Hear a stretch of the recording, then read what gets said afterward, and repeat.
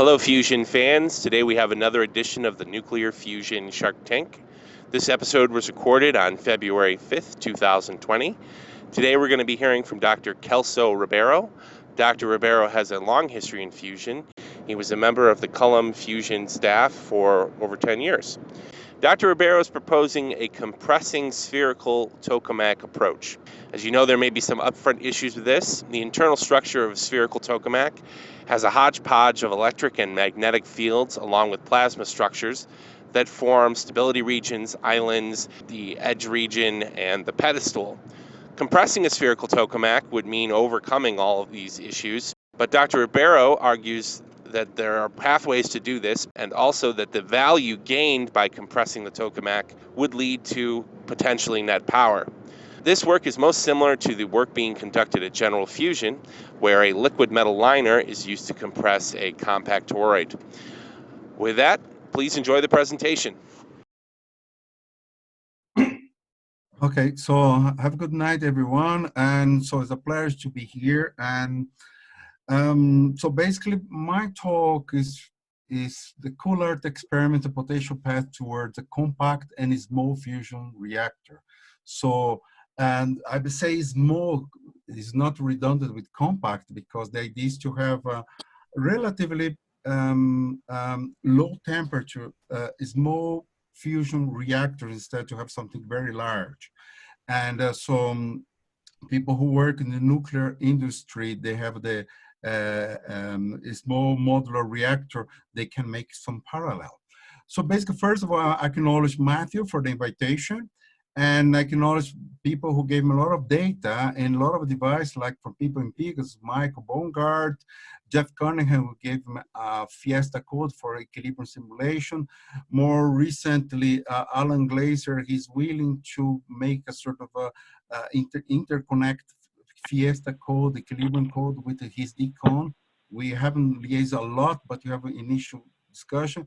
And also people from PPPL, they want to help a lot in this project, particularly in the context of Infuse program, which I wrote a proposal for them last year while I was working in another company, which unfortunately couldn't afford that project to push forward. So I'm looking for a new partner for that project. I'm a single man in that project again.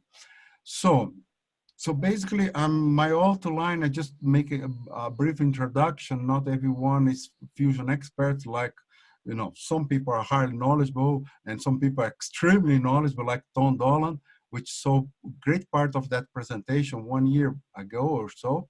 And so then I go straight away to, my mouse here is get a little bit crazy, but I go straight away to Culart design, how to give a flavor, and try to show some simulations and some calculations of several parameters important for a device, like equilibrium, current drive, confinement.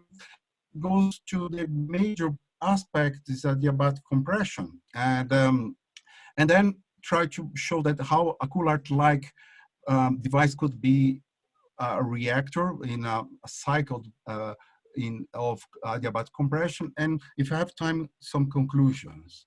So basically, I'm just show the beta is a parameter for magnetic confinement plasma efficiency. So basically, and this is a parameter which impacts the cost of electricity of a fusion reactor. It's not the only one, but it's one of them. And so basically is the kinetic pressure divided by magnetic pressure. So which is in that form. So ultimately I spend the external energy from the magnetic field to confine that pressure here. So that is the density and temperature. So the minimum I spend externally to hold that plasma, the better, the more efficient, and the higher is beta. So it's very straightforward parameter. So, but very relevant. So the conventional tokamaks like ITER, they have that geometry like a donut convention one with a parameter also we define the stability. It's called safety factor. It's relatively low, it's 4, and they have a very low beta. And so we spend a lot of energy, magnetic energy, in order to have the same kinetic energy. So basically, it's very inefficient, but you know, it may work as a reactor, but the cost of electricity might be very high.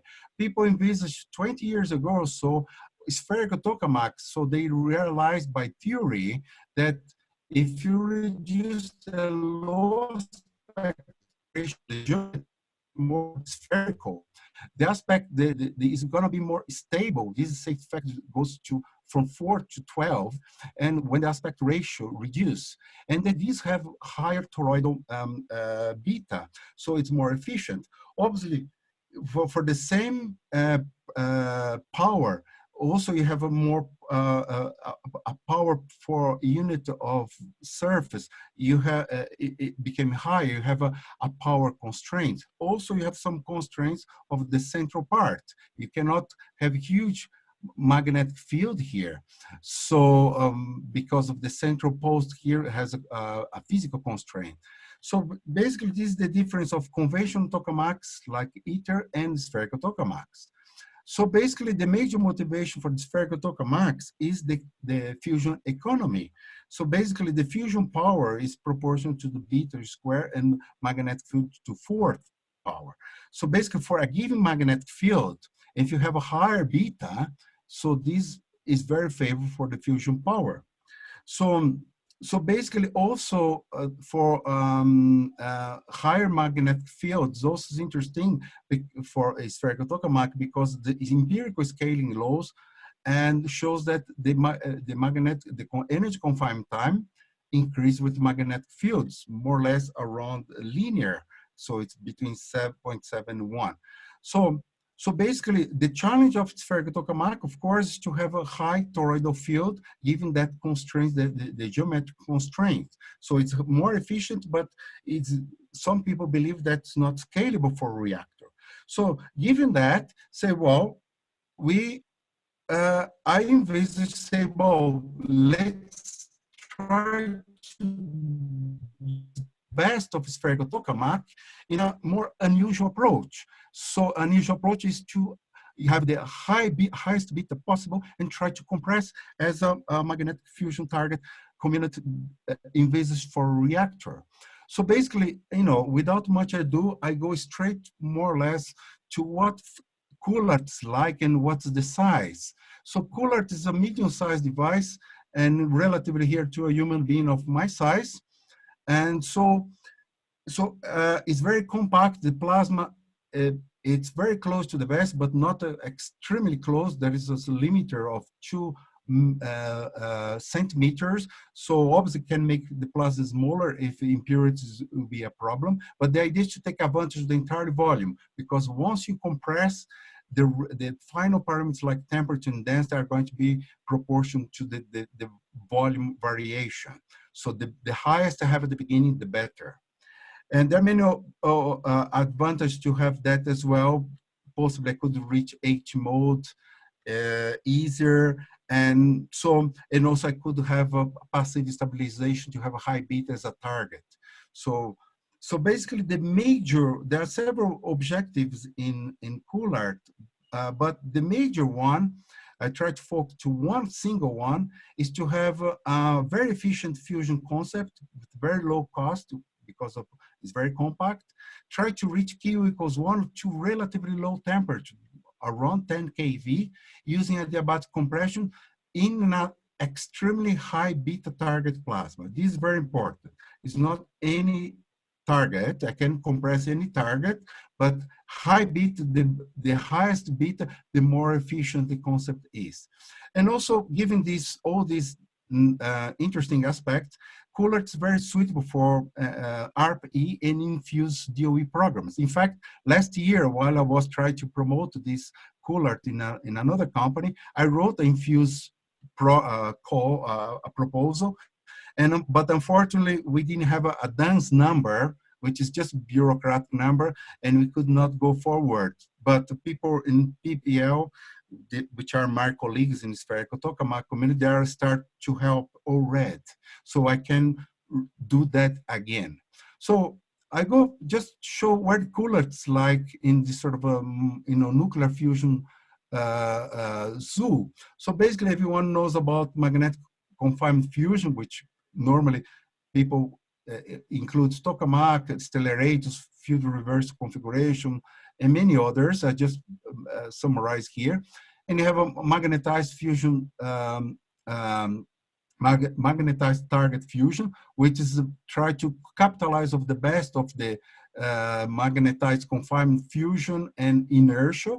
So basically, if you divide tokamaks in the conventions like ether and spherical tokamak as I presented before, Culart is spherical tokamak by nature, but it can operate as in the realm of the magnetized target fusion. So I compress that plasma. So basically, Culart has a sort of a hybrid approach. It can work in one way, in a very conventional liaise with the entire community, capitalize of the knowledge in everything, but also try to take the best of spherical tokamak in order to compress. So this makes Culart in that as a magnetized target fusion experiment. So the entire community for the most of people in the magnetized confined fusion community or think of steady state. Culart can liaise with that, but if you liaise with this one, with the magnetized target fusion, we're going to have a repetition rate operation like all those concepts. So basically, it's a very versatile device. It can capitalize one, but the major operation we envisage to be in a compressed more as a magnetized target fusion device. So I repeat a little bit here, Culart in that context, but reduce a little bit and try to show that the steady state operation is very interesting, but there are still some unknown, there's some challenges of materials for the power load and how to couple with the neutrons, and tritium breeder envisaged has not been tested yet. ITER is going to give the first idea how it's going to work. And also there's some challenge of refueling. How can you refuel in a steady state, very hot plasma using pellet injection in the center? That is still not clear how it can be done, and this is very important. If you cannot refuel, it cannot be a reactor. So basically, obviously, in repetition rate operation in that concept also is very important to point out that the output energy depends on the duty cycle. So it has to have a high repetition rate in order to have some energy output on average, which can be feasible for a reactor. So basically, in some sense, Culart is very fortunate concept because it's very robust foundation, because its foundation is in tokamak, 60 years experience. Also, it's founded in a spherical tokamak and in approved high beta in experimental data as we want to have for our target of close to unit, which is very unique. It's a world record. So we're going to use that world record as our target. So basically, I also capitalize the most efficient way to heat the plasma, which is adiabatic compression. Obviously, it has to be pulsed.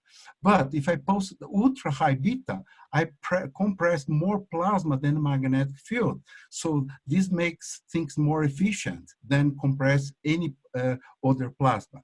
So ultimately, as a summary, so Culart is expected to be a low risk because of this background, low cost because very compact, and the most efficient fusion concept because you use adiabatic compression at ultra high beta.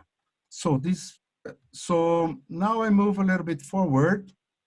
So basically the motivation Culart is based in Pegasus, this machine in Wisconsin, which obtained 95% beta. And they have to redefine the device to do other things, unfortunately. But they obtain also, because the way they create plasma current without the solenoid, ion temperature higher than electron temperature, because they create by plasma current via reconnection of low elicited injection. So basically the idea is to use this target in Culart. This is the same size of the device of as Pegasus, but the plasma is larger. And the idea is to capitalize at least of these parameters here to be compressed. So basically, these Pegasus have 100 kiloamps. Culart have 5 times. Culart is larger, has 0.1 Tesla to confine this one based in Pegasus. So in other words, I base everything in something experimental data. And so basically, and so with those parameters, I expect to have a high energy confinement time. So it's gonna be 13 milliseconds. So with more or less approximately the same cost. So the first objective of Culart is to have a study extremely high beta, possibly H mode, high magnetic field, because I have no solenoid, I have space to drive more current in a central post with solenoid free. But also the major aspect, as I mentioned, as a major task I want to tackle is adiabatic compression that ultra low at extremely high beta. So basically, for my understanding, this is the best way, the lowest cost way to obtain that value of temperature and density, which is equivalent to 1 megawatt fusion power. I deliberately create that scenario using adiabatic compression formulary. So basically, this should be the first, the ultimate milestone of Culart as this size. So basically, based on that, if everything succeeds, so we can start a Culart-like, try to extrapolate to a device with a much larger power and fusion power and fusion power amplification. So this the view graph, more or less, I present before. I'm not going to go to the technical aspects of this, but just show that the machine is not, doesn't use superconducting, uses conventional technological issues related to the fusion community. So there is everything is copper made, and so basically there is no, it's a very low risk as far materials and techniques for construction is concerned. Has to be well designed for compression, like ATC, a machine created for doing adiabatic compression in Princeton decades ago. But so has to be well designed, but there is no I don't rely anything magic or new materials like superconducting.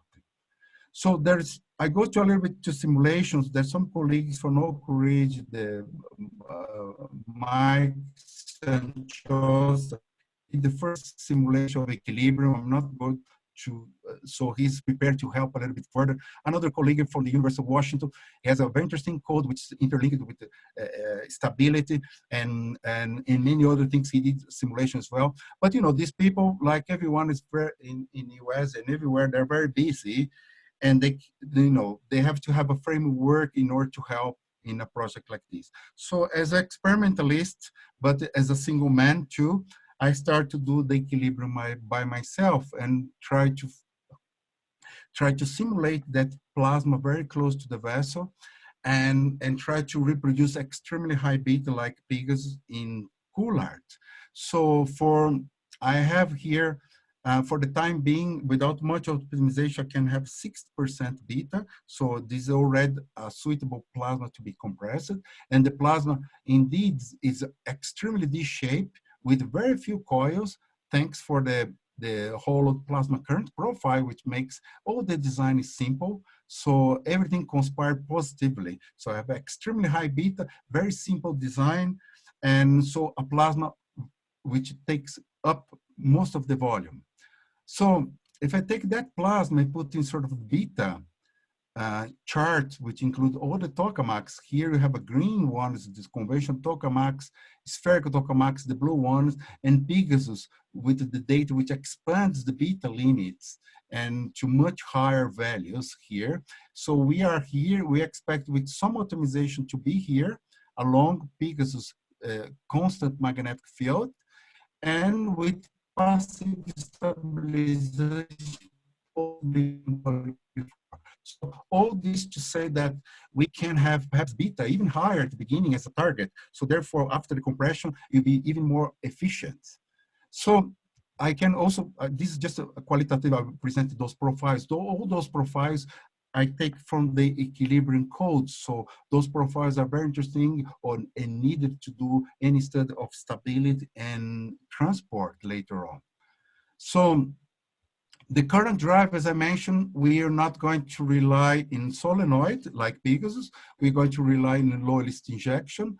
And with two injectors, as demonstrated already in Pegasus, experimentally, I can have the half megampere envisaged for Culart. So if I have four of them, I may reach 1 megampere, but this will be sort of upgrades in the future. So, but I have already the technique to drive the current I need. So also, just to mention very quickly, there's 20% of self-generate current by bootstrap in Culart based in the equilibrium parameters and scaling laws. So the confinement, as I mentioned, this interesting aspect of I rely in confinement scaling laws. So because for the tokamak community, so I can predict how the energy confinement time is going to be.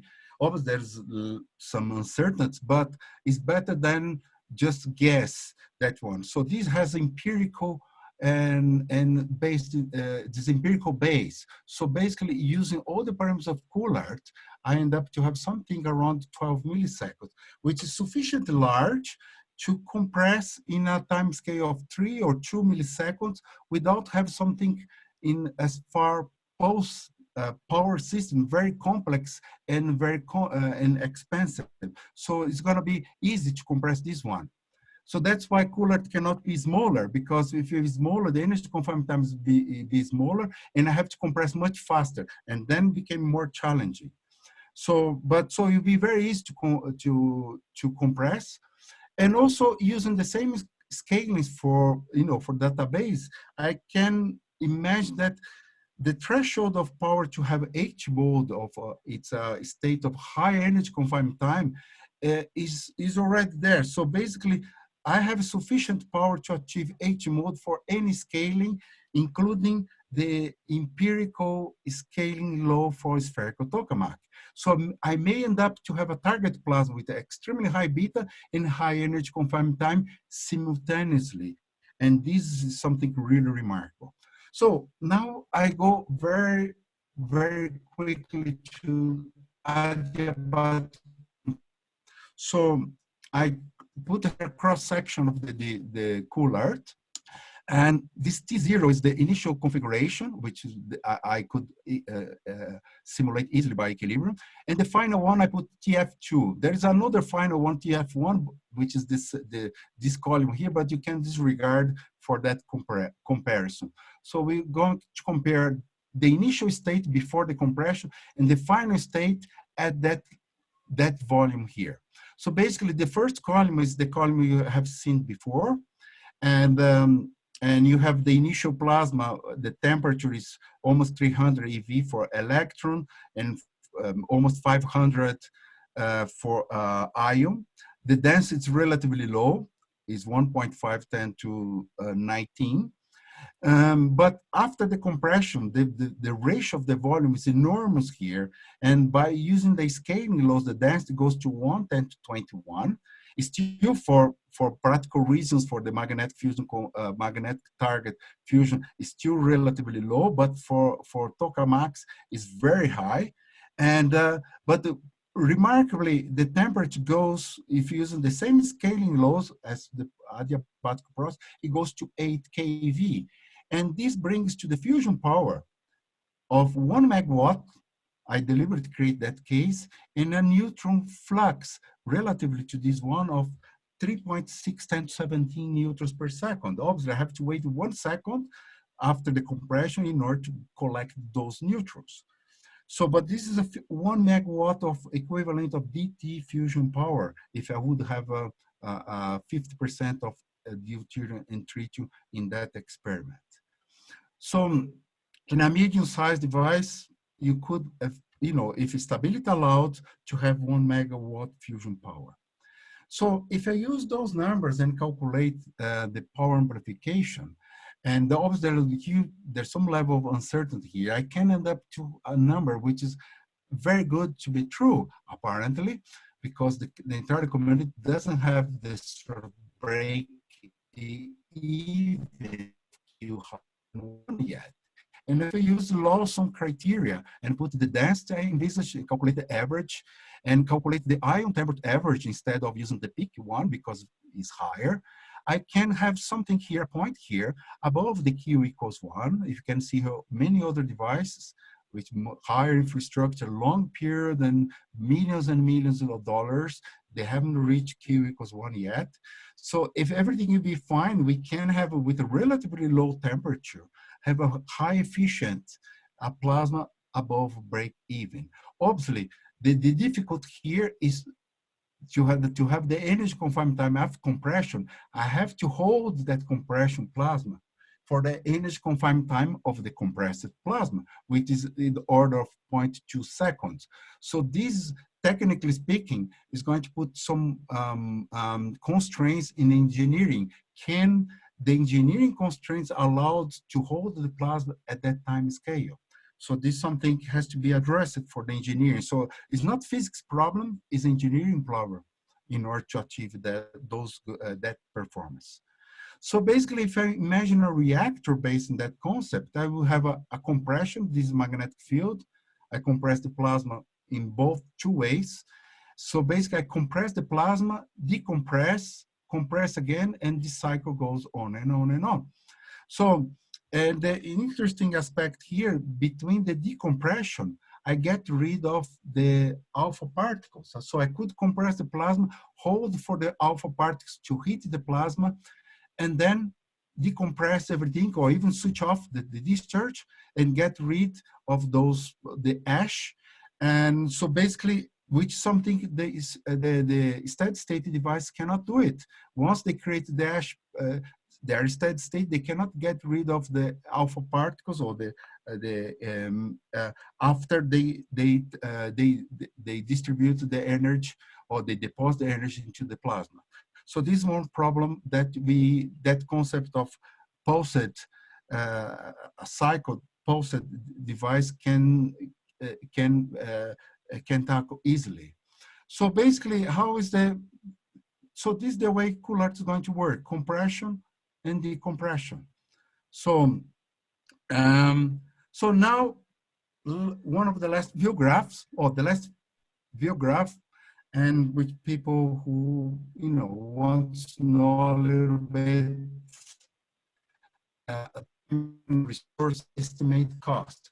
It's not precise, but it gives some idea how things can be. I divide the project in 5 years, and the first year I need more simulations of physics, stability, and refine equilibrium and stability, and eventually transport. So we need 3 or 4 people to work on that, and also in some aspects of the engineering. And so the first year, and obviously this is very low cost at the beginning. First year is just simulation. We need the office with computers and knowledgeable people. And obviously we need some consulting. So otherwise, we cannot progress. So the consultant could be part of the Infuse program of DOE, so which I envisaged last year. So, and I envisage again. So this will be a very cheap way to have consulting in physics and mainly engineering for example, for people in Princeton, for Oak Ridge, and in other parts. So the second year, we try to integrate physics and engineering, mainly try to look at the constraints to see if all the beautiful physics of performance can be really realized. And I'm pretty sure the engineering constraints are going to put some, are going to reduce all the performance you expect. Or it might not be, but we have to integrate the physics and engineering, and then also start to do some procurement in the last months of the second year. Assuming you can do that in 2 years, so in the second year is going to be more expensive because we're going to buy everything we need to construct the device. So the third year, we start the construction. And with a little bit, since we spent 2 years doing simulation, design, integration, and so on and so on. So if you do in a very efficient way, in a good design, obviously you're going to have a meetings of people are going to adopt meetings, and people are going to give opinion about design, so on and so on. We're not going to do alone. We're going to involve the community, having entire community, and to help on that. So in the third year, we have a construction, and maybe in the last months, we start to do some tests of initial operation to have the first shot, to validate day one diagnostics and magnetics, interferometer, and something very simple at the beginning. And so basically the campaigns, a more proper campaign start the fourth year if you be totally lucky here. And obviously the number of people start to increase with the time as expected, because you need physicists which deal with diagnostics. And so basically this minimum of number of people, technical physicists, which you need in an experiment like that. It's very likely I will need much more than that, include technicians and one or two administrative people. So we need consultants full-time, as many other companies are rely on. And so basically this operation, I envisage the phase one, I try to establish steady state regimes in Spherical Tokamak, validate equilibrium reconstruction, validate key diagnostics, which Thompson sketch, neutron detection, and validate stability codes and neutronics with MCNP, and start to explore high beta operation, try to see if you can go close to the limit. And also for the scaling laws which I presented before, I attempt to have H mode and perhaps try to combine high beta and H mode in certain scenarios to see what's the best I can have of both. And so basically, and if everything will be fine, after learning all those things, validate diagnostic, equilibrium reconstruction, we could do some initial adiabatic compression tests after fourth year. So the year after, the fifth year, so we are going to explore much more the adiabatic compression regimes, because we learned so much before for the year before. And then start to try to do also some coding, create some codes to calculate the power amplification immediately after the shot. So it's a very complex analysis, which depends on magnetics, measurements, and but we need to have something, a tool like that, in order to guide us for having a campaign to have to obtain Q equals 1. And so if you reach that one, we could plan in the same year or perhaps the year after some campaign to go a little bit beyond and to have that 1 megawatt fusion power. And so this will be already remarkable. It will be the last sort of the ultimate milestone for Culart to reach that 4 or 5. So obviously would be, if the engineering aspect allowed us, we try to do some guess to have instead of just one shot of compression, try to have one or two, and as many as the engineering power supply and the design allowed and the thermal constraints allowed. So basically at that time, we have the task 7, and that if everything works as fine, we can start to plan our new device, Culart-like, much larger, that you could have a higher fusion power. So basically conclusions, and there are many conclusions. I just highlight in red what I believe is more appropriate for this talk. So basically I present a very low cost, versatile, compact, ultra low spectral tokamak, which can work in a mainstream of magnetic confined fusion, or in adiabatic compression as a magnetized fusion target concepts. So basically, again, Culart is very, for all those features, it's very suitable for RPE and infuse DOE, and I try to infuse again this year.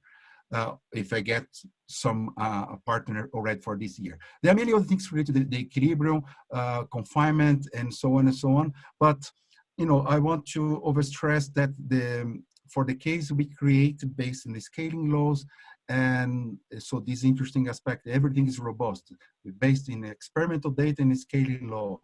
I can have this 8 kV and density 10 to 21 and the flux 3.6 10 to 19 newtons per second. So this will be the ultimately the adiabatic, ultimately milestone for Culart. And this, if I assume that I can compress the world record now, if I can have higher beta, I can have something even larger. So this will be impact also the amplification factor, which if I have some higher beta to be compressed in the first place.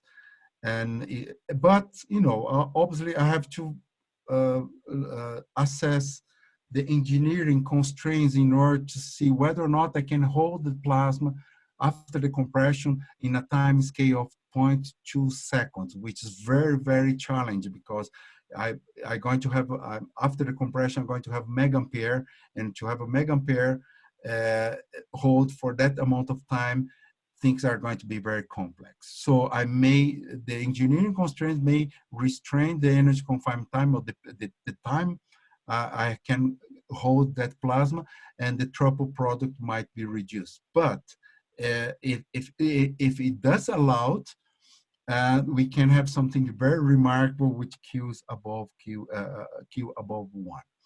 So this is interesting because we could imagine that any fusion reactor based in that concept could be a relatively low temperature. So you don't need to create a fusion reactor, which is huge. So we could create small units. And again, so basically people who works in the nuclear field, they say, well, this sort of makes something smaller, compact, is what the nuclear industry, conventional nuclear industry wants with the small modular reactors. So basically, the other conclusions are more technical, but so we could bypass. So basically, this is what I want to tell you. And so now I'm very open for questions, and if people have my email, you can send email after that in order to have further questions, but take advantage, we can talk now. So do we have questions? Dr. Dolan, I noticed that you're unmuted. Do you have a question? Yes. Good presentation, Celso. As the plasma expands against the magnetic field, how much of its energy could we convert directly into electricity? I could not hear you. Your question was, as the plasma expands against the magnetic field, how much of its energy is converted to electricity? Well, I haven't done any calculation in that front yet. What are you getting at, Dr. Dolan?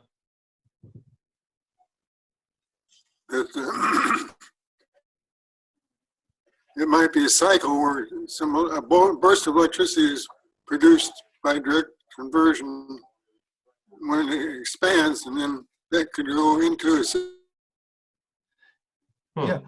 system next cycle. For example, what I believe that the whole generator work. Yeah, what I believe, I try to capitalize of it's not clear how, for example, how I'm going to, if I'm going to have a lithium wall in order to extract the neutrons, or if you're going to have a conventional breeder, tritium breeder as the conventional tokamaks. So that part, how to extract the energy, is still not being addressed. And it'd be interesting to have other people who could put some effort on that in order to envisage this reactor in a more proper way. So, but I do believe, for example, I could hold the alpha particles after the compression for the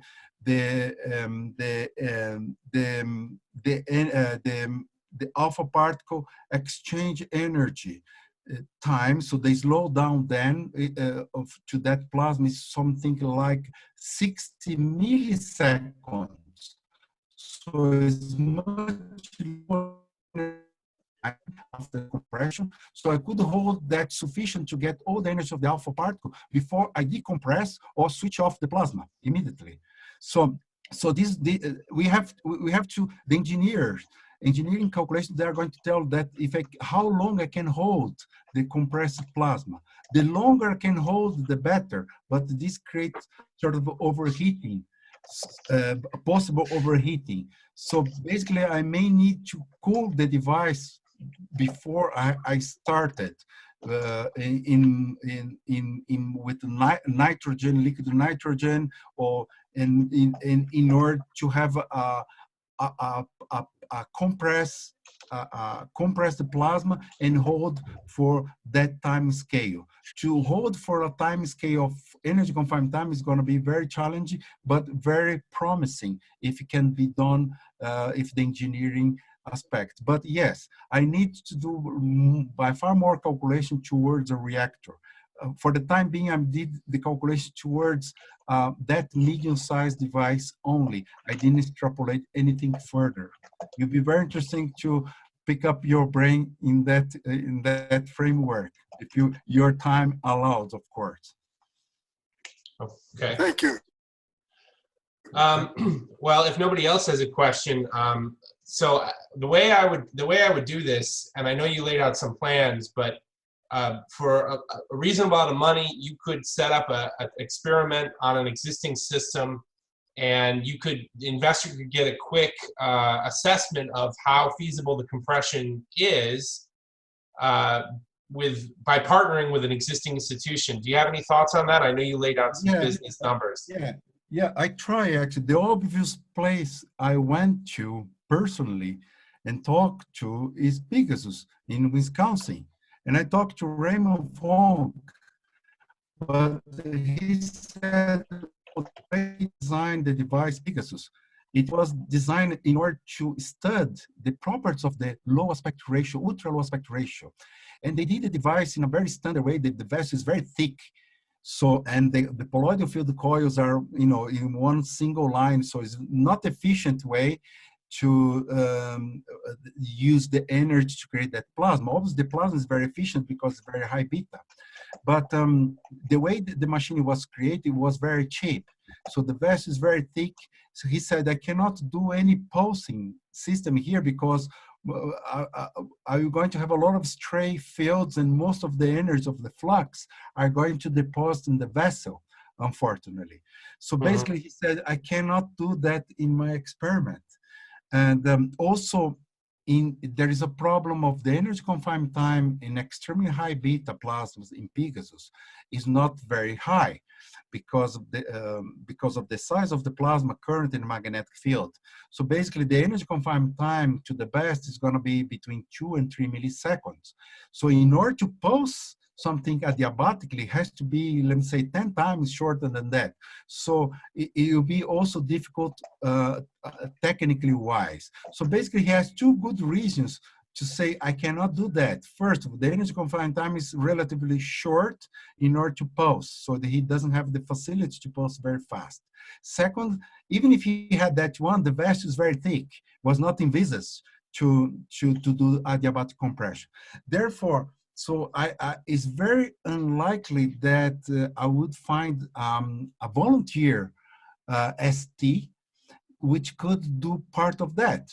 I could try the other device, but this reason I knew that from the very beginning. So that's why I believe that we should, in that concept, assuming I have a partner, I should spend a good time in the to reach a good design of the vessel in order to have as thin as possible vacuum vessel, but obviously which doesn't collapse with ultra low vacuum.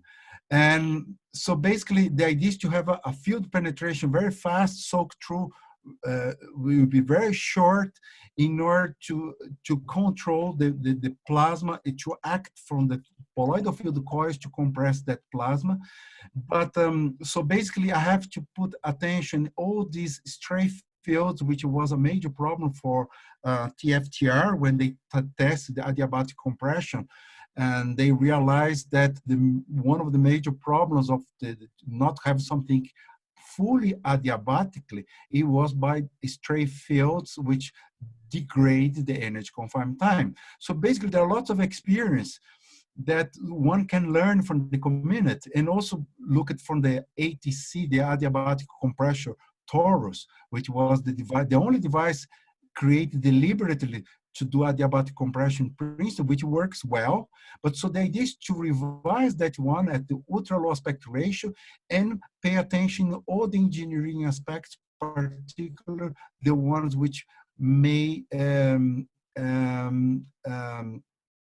reduce all the flux inside of the device because of inappropriate vessel thickness and or in-vessel components.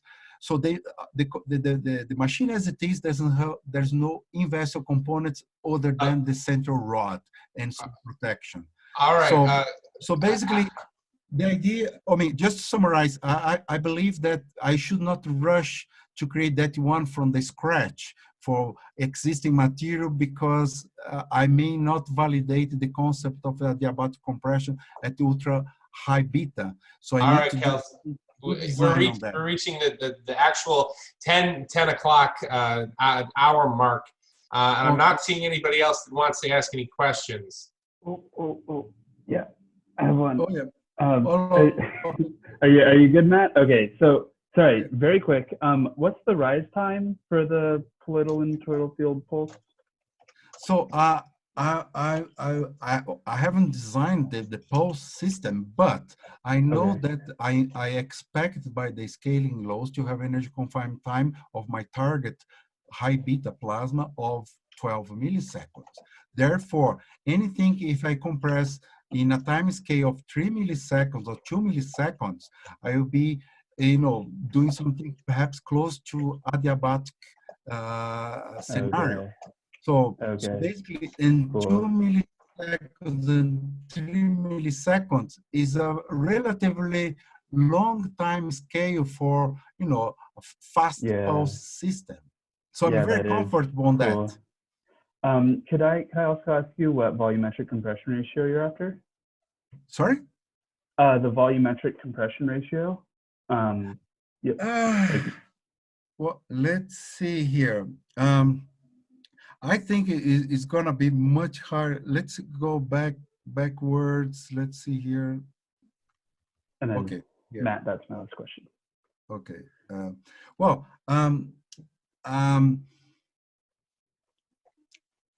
I have a radio compression ratio of 145 and the radio 3. So if I combine both of them, I do believe the volume is reduced more than 10 times. Okay. So So basically, what I did here, basically, I assume I can compress the plasma both by pulsing the toroidal field in a minor radius, and also I can simultaneously pulse my vertical field in order to move in a major radius. So I have those two combined. So, and both of them in an adiabatic way. So this is the best of the best I can have. Okay. Cool. It is 10 o'clock. So I'm gonna thank our presenter because we have to end at this point. Of course, the rest of the time is open time. So from this point forward, if you'd like to leave the call, I'm going to turn off the recording, and that'll be it.